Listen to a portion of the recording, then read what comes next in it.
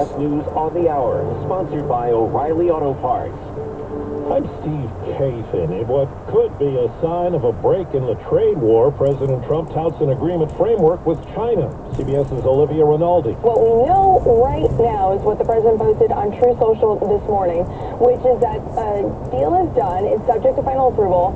But he said full magnets and any necessary rare earths will be supplied up front by China. Likewise, the U.S. will provide China with what was agreed to. This is in regards to access to markets and engine access, as well to certain plane engine parts that China had wanted access to. Trump also said this includes that Chinese students using colleges and universities will be able to still do that. The government says inflation picked up a slight bit last month. Consumer prices increasing 2.4% compared to 1 year ago. CBS's Jill Schlesinger has a look at the grocery store. Meat, poultry, fish, and eggs, your favorite proteins, were down 0.4% month over month.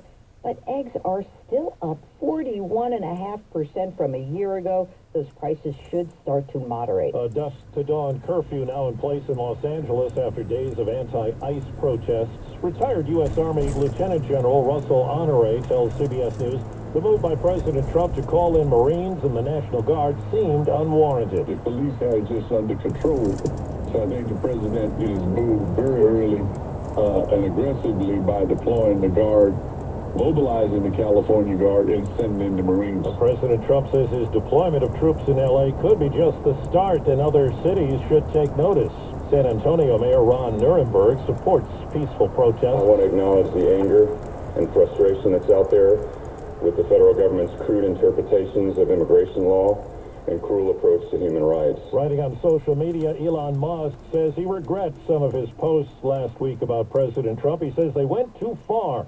Their feud erupted after Musk left Washington and attacked Trump's budget bill.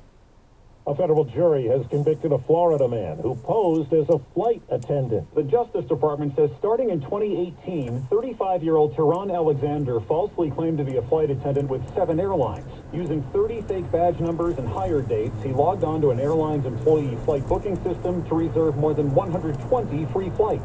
The jury found him guilty of wire fraud and unlawfully entering a secure airport area under false pretenses. He faces up to 30 years in prison when he's sentenced in August. Michael Wallace, CBS News. And checking Wall Street, right now the Dow Jones Industrial Average up 149 points. This is CBS News. Well, that's today's news. I didn't hear any good news, did you? I didn't think so. I guess it's all about perspective. The glass is half full. Well, as always, I'd like to thank you again for coming along with me on these Dash Cam News adventures. You know the drill. Peace, love, and all that hippie jazz. Bye-bye, everybody. It's 58 degrees in Vallejo, California.